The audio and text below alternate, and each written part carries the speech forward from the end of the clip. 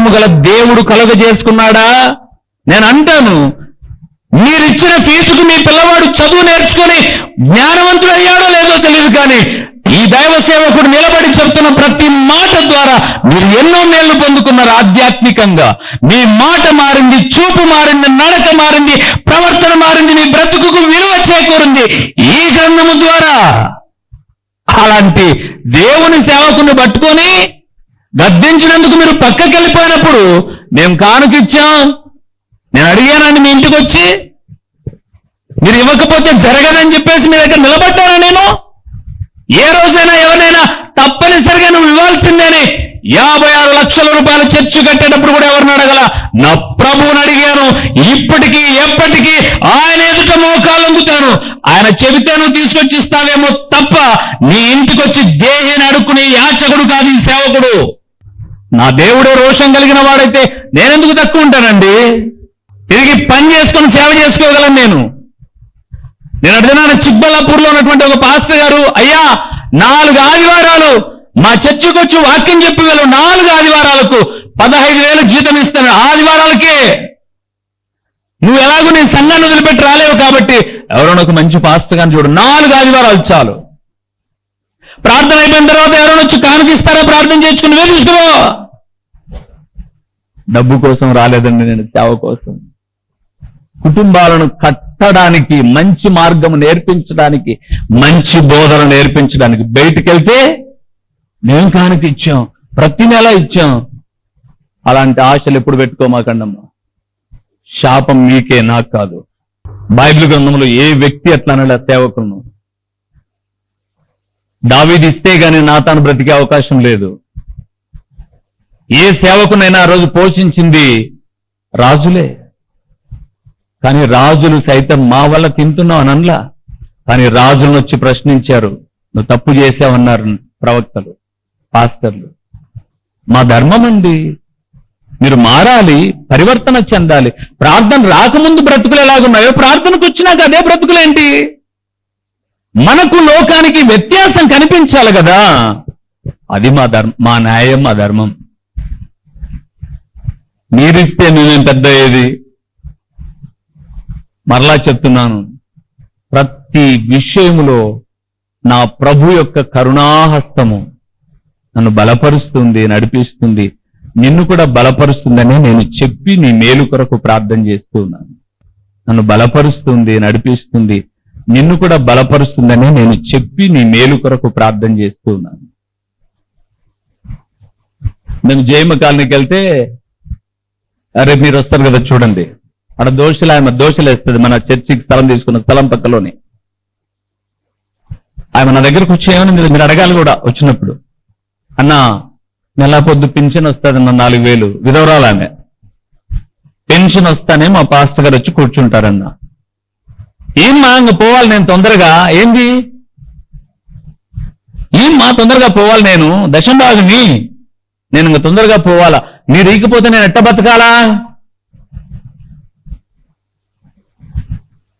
ఏ రోజైనా మీరు ఈకపోతే మందిరం ఆగిపోతుందన్నానా?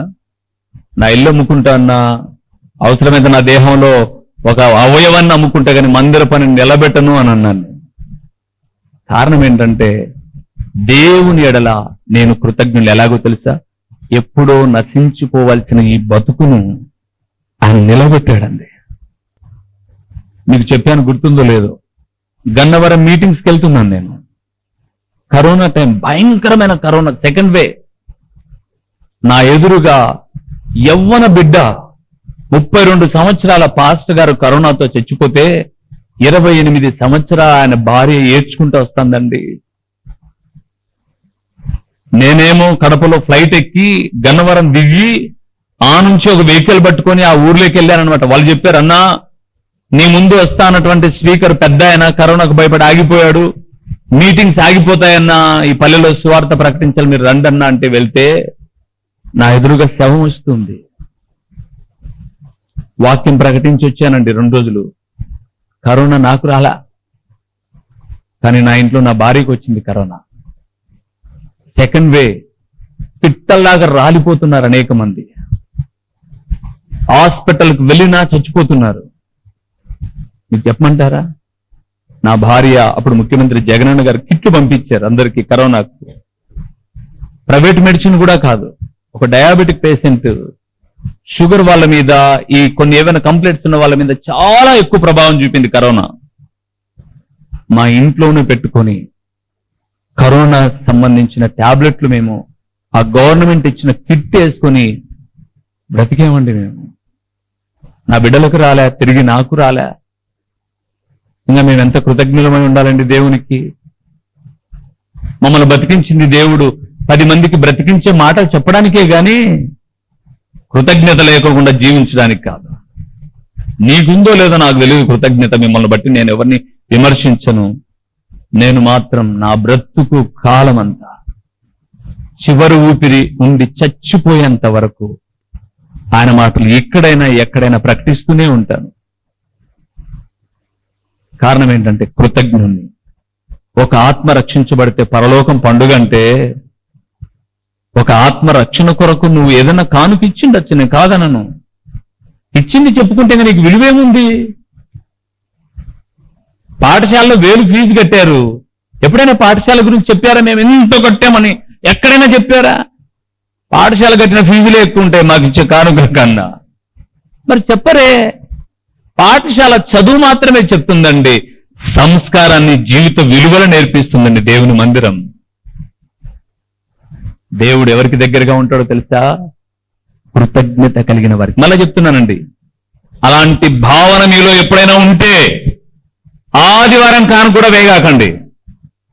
మీ ఇంట్లో మంచినీళ్ళు కూడా ఏమాకండి. కానీ పిలసండి వచ్చి ప్రార్థన చేసిపోతా. పిలసండి వచ్చి ప్రార్థన చేసిపోతా. ఎట్ట బతుకుతావు? బ్రతికించు దేవుని వాక్యం ఉంది నా చేతిలో. ఆయన బ్రతికిస్తాడే, విడిచిపెట్టాడు.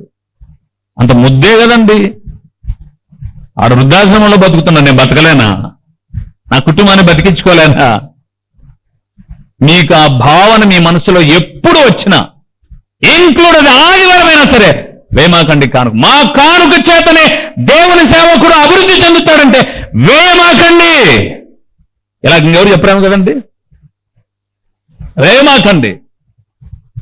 నువ్వు కృతజ్ఞుడవో కృతజ్ఞుడు. దేవా, ఈ వారమంతా కంటికి రెప్పలాగా కాపాడావు. నేను ఇచ్చేటటువంటి ఒక 100 రూపాయలు దేవుని పని, దేవుని సేవకుడు దీవించబడితే నాకు ధన్యత, నా కొరకు ప్రార్థించేవాడంటే ఈ అంతే తప్ప, ఇచ్చిన తర్వాత ఎప్పుడో ఒకసారి ఎక్కడో వచ్చి మేము ప్రతి వారం ఇస్తాం, మేము ఇచ్చింటేనే ఇయ్యగాకండి. దేవుడు గొప్పోడు కదా, ఆయన పని ఆయన చేసుకుంటాడు, ఆయన సేవకుని ఆయన పోషించుకుంటాడు. నేను అక్కడ కూర్చున్న పెద్దోళ్ళంత కష్టపడే తత్వం నా శరీరానికి లేదు. కానీ నేను కూడా ఏదో పని ఇప్పుడు అందరూ పలుగు పారపట్టి గుంత తీసి రూములు పగలు కూడా వాళ్ళే కదా, మిగతా చిన్న చిన్న పనులు చేసుకుంటూ కూడా బతుకుతున్నారు కదా. అలాగే ఏదో పని చేసిన సేవ మాత్రం చేస్తా తప్ప సేవ లేకోకుండా బ్రతికేదాం. కృతజ్ఞత కలిగిన వారికి దేవుడు ఎలాగుంటాడట? సమీపంగా. అరే, ఆ వాక్యం, ఆయన ఆదరణ, చెడిపోవలసిన మా పిల్లలో, చెడిపోవలసిన మా కుటుంబాలో బాగుపడ్డానికి కారణమైతే ఆ దేవుని మాటలకు, ఆ దేవునికి మేమెంత కృతజ్ఞులం.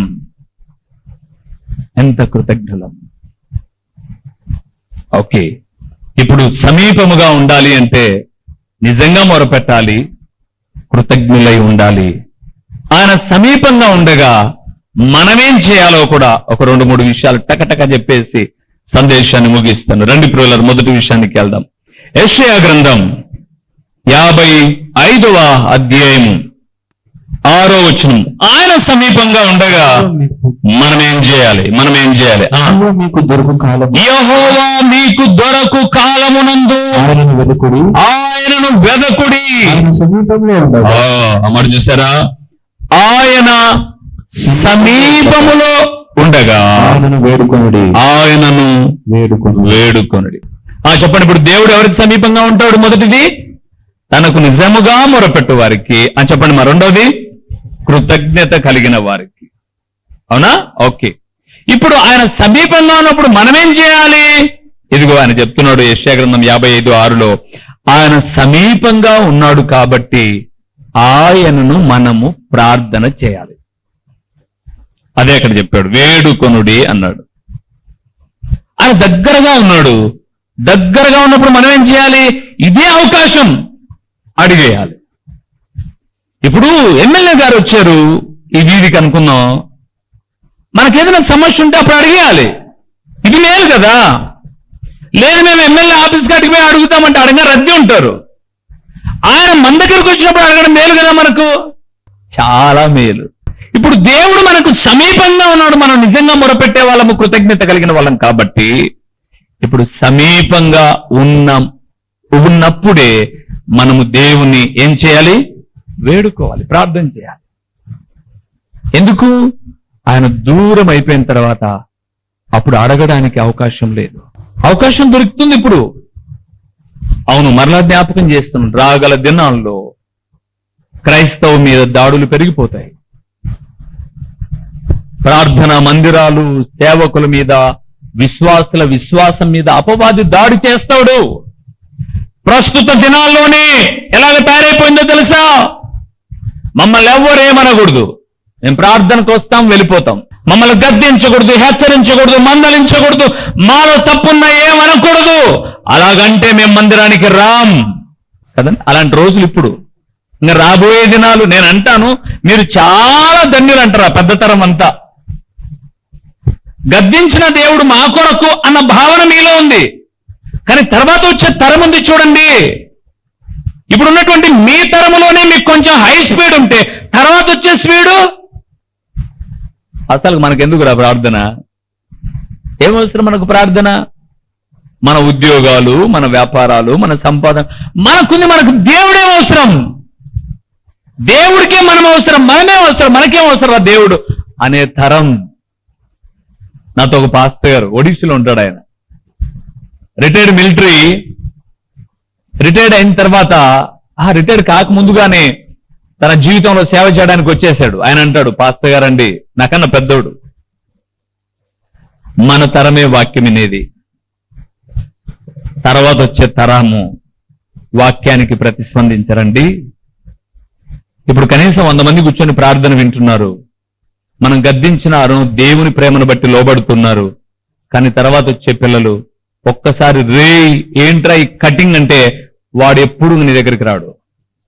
రే ఏంట్రా ఈ డ్రెస్ అంటే వాడెప్పుడు నీకు కనపడ్డు. రాబోయే తరం అంతా అదే పాస్టర్ గారు. కాబట్టి మన తరంలో నమ్మకంగా సేవ చేద్దాం. కనీసం మనం బ్రతికిన దినాల్లో ఒక 10 మందినైనా ప్రభు కోసం సంపాదిద్దాం చాలు. ఈరోజు ఆయన దగ్గరగా ఉన్నప్పుడే వేడుకోవాలి, ప్రార్థన చేయాలి. అందుకే ఒక మాట మీకు చూపిస్తాను చూడండి. మత్తయి రాసిన సువార్త 20వ అధ్యాయము 30 నుంచి 32 వరకు ఒకసారి చూద్దామా? 30 నుంచి. ఇదిగో త్రోవ ప్రక్కన కూర్చున్న 2 గుడ్డివారు యేసు ఆ మార్గమున వెళ్ళుచున్నాడని విని, ప్రభువా దావీదు కుమారుడా కరుణింపు మనకి కేకలు వేసి. అప్పుడు ఆయన దగ్గరగా వెళ్తున్నాడు. ఎక్కడ? ఆయన ఎరుకోకుండా వెళ్తున్నాడు, జన సమూహంలో వెళ్తున్నాడు. వీళ్ళు తోవ పక్కన కూర్చున్నట్టు దారి పక్కలో వీళ్ళు కూర్చున్నారు. దారిలో ఆయన పోతున్నాడు, అంటే సమీపంగా ఉన్నాడు. ఇప్పుడు వీళ్ళు ఏమన్నారు? దావీదు కుమారుడా మమ్మల్ని కరుణింపుమని కేకలు వేసిరి. అక్కడున్న వాళ్ళు అన్నారు, జనులు ఊరకుండుడని వారిని గద్దించింది గాని వారు ప్రభువా దావీదు కుమారుడా మమ్మను కరుణింపుమని మరి ఇంకా గట్టిగా కేకలేశారు. యేసు నిలిచి వారిని పిలిచి, నేను మీకేమి చేయబోరుచున్నానని వారు అడుగగా వారు ప్రభువా మా కన్నులు తెరవవలనన్నది. కాబట్టి యేసు కనికరపడి వారి కన్నులు ముట్టెను. వెంటనే వారు దృష్టి పొంది ఆయన వెంట వెళ్ళిరి. ఎరికోలో జరిగిన సంఘటన ఇది. యేసు ప్రభు ఆ రోజే సేవలోకి రాలా. ఆయన గురించి గుడ్డోళ్ళు చాలా మాటలు విన్నారు. యేసు ప్రభు అట గుడ్డి వాళ్ళను బాగు చేస్తున్నాడు, కుంటి వాళ్ళను నడిపిస్తున్నాడు, కుష్ఠరోగులను బాగు చేస్తున్నాడు, చచ్చిపోయిన వాళ్ళని లేపుతున్నాడని ఈ గుడ్డోళ్ళు విన్నారు. కానీ అక్కడికి వెళ్ళే అవకాశం వీళ్ళకి లేదు. కానీ ఈరోజు వీరు ఉన్న దారిలోనే యేసు ప్రభుల వారు వెళ్తా ఉన్నారు. అలికిడి శబ్దం అవుతుంది. ఏంటి అని అడిగారు వీళ్ళు, కనిపించారు. ఏంటి అని అడిగారు. వాళ్ళు చెప్పారు, ఈ దారి గుండా నజరేయుడైన యేసు వెళుతూ ఉన్నాడు, అదే ఈ జన సమూహ సందడి అన్నారు. ఇప్పుడు వీళ్ళు కళ్ళు కరిగిన కాదు, కరెక్ట్ గా ఎదురు వచ్చి నిలబడుకుని సాయం చేయడానికి. అందుకే వీళ్ళు ఉన్న చోటులో లేచి వేడుకోవడం ప్రారంభించారు. దావీదు కుమారుడా మమ్మల్ని కరుణించు అన్నారు. ఆయన వెళ్ళిపోతున్నాడు, ఆయన రూట్ పడితే ఆయన వెళ్ళిపోతున్నాడు. వీళ్ళ కేకలు అధికమైపోయాయి. జనులు అన్నారు, హే ఇంత జనాలు వెళ్ళిపోతుంటే నీ అరుపేంటి, నర్ముయ్ అని అన్నారు. కానీ వీడేం చేశారంటే ఇంకా గట్టిగా అరిశారు, అయ్యా మాకొచ్చిన అవకాశం పోగొట్టుకోమయ్యా, మా దారిలో వెళ్తున్నాను, ఒక్కసారి కరుణించాయా కరుణించాయా అన్నాడు. ఆ రైమింగ్ చూడండి ఎలాగుందో, యేసు నిలిచి వారిని పిలిచి. 32లో చూసారా, యేసు నిలిచి వారిని. బైబిల్ను మించిన అద్భుతకరమైన గ్రంథం ఎక్కడా లేవు. పిల్లలు మీకు చెప్పానా, బైబిల్ను మీరు బాగా చదివారంటే మీ భాష అద్భుతకరంగా మార్చబడుతుంది. మీరు మాట్లాడితే 10 మంది వినాలని ఇష్టపడతారు. బైబిల్ను క్లుప్తంగా చదవడము, బైబిల్ జ్ఞానం మీకు లేదనుకోండి, మీరు ఎన్ని భాషలైనా నేర్చుకోండి, మీరు నిలబడలేరు. ఒకవేళ నువ్వు బైబిల్ ఇంగ్లీష్ లో బాగా చదువుతావా, గుడ్, నువ్వు ఇంగ్లీష్ లో నిన్ను మించినోడు ఉన్నాడు. హిందీలోనా బైబిల్ ఉంది, కన్నడ, తమిళ్ తెలంగాణ ఎవరికైనా అన్ని భాషల్లో బైబిల్ ఉంది. ఏ భాషలోనైనా నువ్వు రాయించాలి అని అంటే భాషకు ఆధారమైనది బైబిల్. ఎందుకో తెలుసా, ఈ భూమి మీద అచ్చు యంత్రము కనుగొన్న తర్వాత మొట్టమొదట కనుగొన్న అచ్చు యంత్రముతో ముద్రించిన గ్రంథము ఏదైనా ఉంది అంటే అది కేవలం బైబిల్. అచ్చు యంత్రం కనుక్కోగానే మొట్టమొదట ముద్రణ జరిగింది బైబిలే. బైబిల్ ఎంత గొప్పదో చూడండి. నువ్వు బైబిల్ చదువుకోకుండా నువ్వు ఎన్ని చదువులైనా చదువు, నీ మాటలు సరిగా ఉండవంగా, రావు, నీకు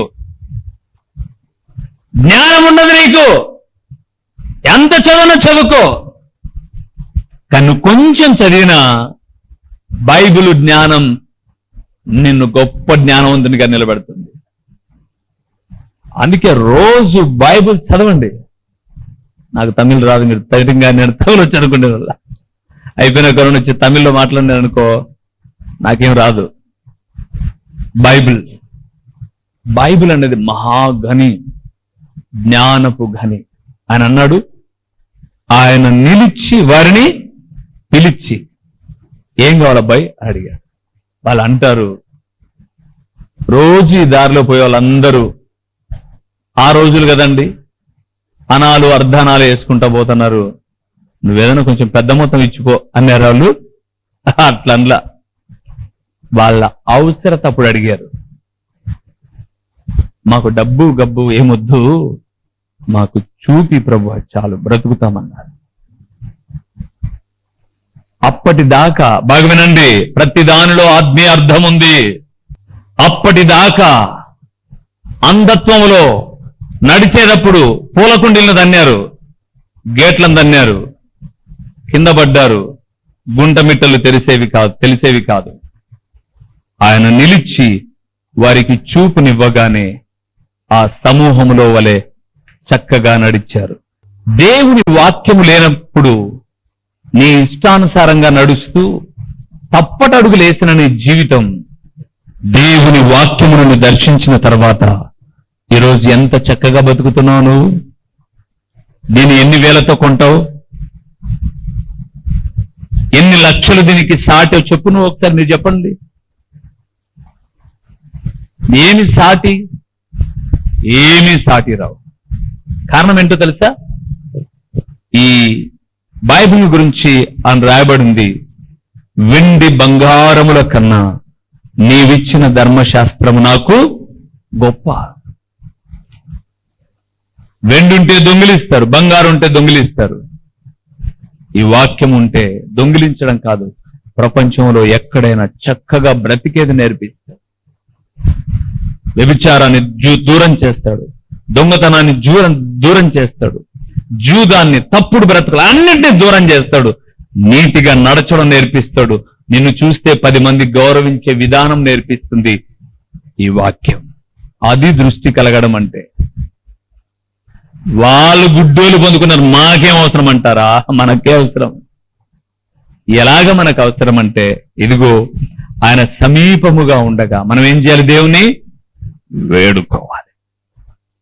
రేపటి దినాలు ఎలాగుంటాయో తెలియదు. ఇప్పుడు బాగున్నాం, మనం అన్ని అనుకూలంగా ఉన్నాయి. వేడుకుందాం దేవుణ్ణి. ఆ వేడుకోవడానికే మీకు సమయం దొరకలేదంటే ఒకరోజు గోడు కొట్టుకుంటారు, ఏడుస్తారు మీరు చాలా. కానీ ఇప్పుడు వేడుకున్నారనుకోండి, రాబోయే దినాలు నెమ్మదిగా బతుకుతాం. సో ఆయన సమీపంగా ఎవరికి ఉంటాడంటే నిజంగా మొరపెట్టే వారికి, కృతజ్ఞత కలిగిన వారికి. ఇప్పుడు ఆయన సమీపంగా ఉన్నాడు కాబట్టి మనమేం చేయాలంట? ప్రార్థన చేయాలి, వేడుకోవాలి దేవుని. దేవా, నువ్వు నా దగ్గరగా ఉన్నావు, నాతో మాట్లాడుతున్నావు, థ్యాంక్ యూ. నన్ను రక్షించుకున్నావు. ఇంకా నా బిడ్డలకు రక్షణ లేదు, నా భార్యకు రక్షణ లేదు, నా భర్తకు రక్షణ లేదు, నా రక్త సంబంధికులకు రక్షణ లేదు. అయ్యా, నేను వేడుకుంటున్నాను. వారికి దృష్టి లేక ఏవేవో, ఏది దేవుడు కాదో దాన్ని ముక్కుతున్నారయ్యా వాళ్ళు. దేవుడు కాందాన్ని ముక్కుతున్నారు. దారం సహజంగా బట్టలు కుట్టుకోవడానికి వాడుకుంటారు, మేమైతే దేవుని నమ్ముకున్నాం కాబట్టి. కానీ మా వాళ్ళైతే ఆ దారానికి రంగు పూస్తే చేతు కట్టుకుని ముక్కుకుంటున్నారు. మా వాళ్ళని మార్చు ప్రభువా, వాళ్ళకు దృష్టి లేదు. వేడుకో. మా ఊర్లో అయితే ప్రభువా, ఇదే దారపు చెండును ఎంచక్క జాజులకో, మల్లెలకో, ఇంకో దానికో అల్లి ఒక క్రమంగా పేర్చి మా తలలో పెట్టుకుంటున్నాం. కానీ మా వాళ్ళైతే అదే దారాన్ని పూజకు వేసుకుని పూజిస్తున్నారు. మార్చు ప్రభువా, వేడుకో. నీ కుటుంబమును గురించి, భవిష్యత్తును గురించి వేడుకో. ఆయన ఇప్పుడు దగ్గరగా ఉన్నాడు. దూరం అయిపోయినాక వేడుకొని లాభం లేదు. వేడుకుందాం. రెండో విషయానికి వద్దామా? ఆయన దగ్గరగా ఉన్నప్పుడు ఏం చేయాలో ఫిలిప్పీయులకు రాసిన పత్రిక 4వ అధ్యాయం 5-6 వచనాలు చదుదాం. 5-6 వచనాలు చూద్దాం. మీ సహనమును సకల జనులకు తెలియబడనీయుడి. ప్రభు సమీపముగా ఉన్నాడు. ప్రభు సమీపముగా ఉన్నాడు. దేనిని గూర్చి చింతపడకుడి గాని ప్రతి విషయములోను ప్రార్థన విజ్ఞాపనముల చేత కృతజ్ఞతాపూర్వకముగా మీ విన్నపములు దేవునికి తెలియజేయుడి. దేవుడు సమీపంగా ఉన్నాడు. దేవుని బిడ్డలారా, చింతపడమాకండి. ఆయన దగ్గరగా ఉన్నాడు, ఎందుకు చింత? ఇంకో మాట చెప్పంటారా? పిల్లలు వినండి. మీ నాన్న వెనకమ్మటి మీరు వెళ్ళినప్పుడు 10 రూపాయల పెన్ను కొన్నా, 100 రూపాయల పెన్ను కొన్నా బిల్లు ఎవరు కడతారు? మీరు ఆయన కడతారు.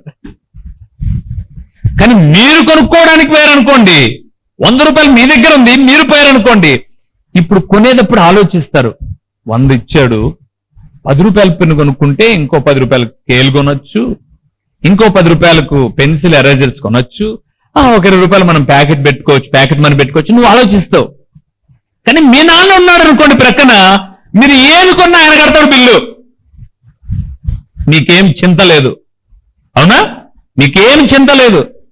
నువ్వు కారు ఎక్కేవనుకో, పెట్రోల్ ఎవరు పంపిస్తాడు? మీ నాన్న పంపిస్తాడు. నువ్వు 2 లీటర్లు అడిగితే 5 లీటర్లైనా ఆయన పంపిస్తాడు.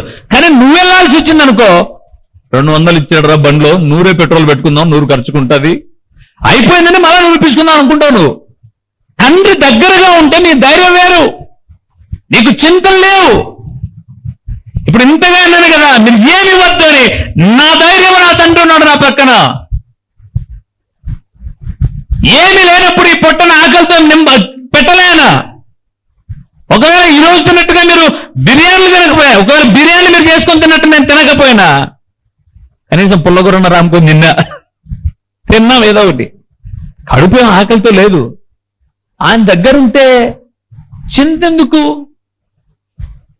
మార్తాతో అన్నాడు, మార్తా మార్తా, నువ్వు అనేక పనుల గురించి చింతపడుతున్నావు, మరియా ఉత్తమమైనది ఎంచుకుందమ్మా.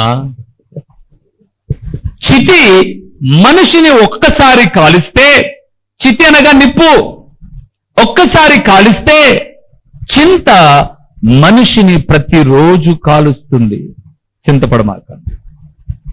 యేసు ప్రభుల వారు చేసిన మొట్టమొదటి ప్రసంగంలో అదేం రాయబడింది, నీ చింత యావత్తు, ఫిల్ ఇన్ ద బ్లాంక్స్, నీ చింత యావత్తు నా మీద వేయండి.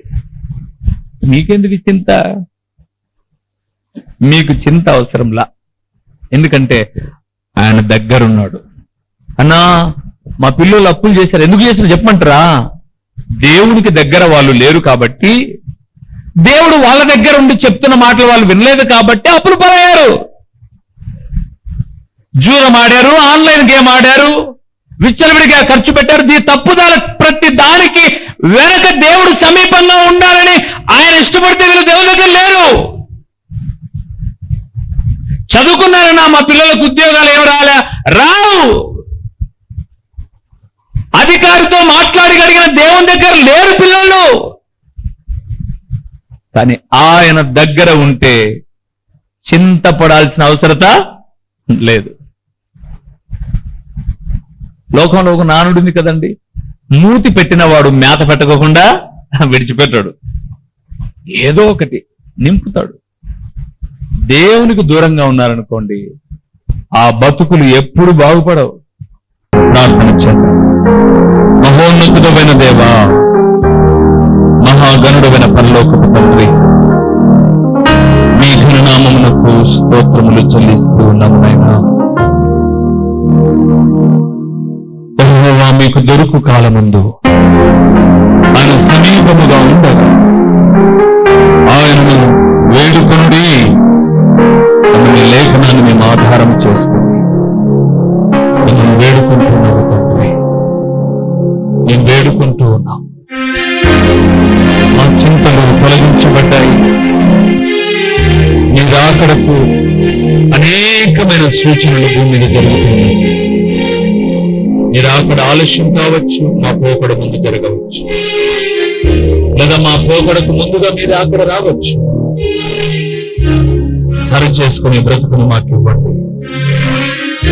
నీ కొరకే బ్రతికే జీవితాన్ని మాకు ఇచ్చి మీ సాక్షిగా బ్రతకడానికి కృపనివ్వండి. మా ఆత్మీయతను, మా విశ్వాసాన్ని చెడగొట్టేవి ఎన్నో ఎదురైనప్పుడు, మా అక్రమాలను ప్రశ్నించినప్పుడు, విరోధంగా తయారైనటువంటి అపవిత్రమైన క్రియలను నజరేయుడైన యేసు నామములో లయపరచి మీరు మాత్రమే మహిమ పొందుమని, మీరు మాత్రమే ఘనత పొందుమని విన్న వాక్యాన్ని నీరు కట్టి ఫలింపచ్చి అడగవలసిన విషయాలు ఎన్నో ఉన్నాయి. అడుగుటకు ఇది సమయం కాక అడుగుటకు మరొక అవకాశం ఇవ్వండి. అడిగిన వాటిని దయచేయండి, మరిచిన వాటిని అందించి మీరు మహిమ పొందుమని యేసు నామములో అడిగి పొంది నాము తండ్రి, ఆమేన్. మా చిరునామా దైవజనుడు బ్రదర్ ఓ రూబేన్ గారు, క్రీస్తు ప్రార్థనా మందిరం, డోర్ నెంబర్ 1-386, నగరిగుట్ట, పులివెందుల, కడప జిల్లా. మీ ప్రార్థనా అవసరాల కొరకై సెల్ నంబర్ 9989067409.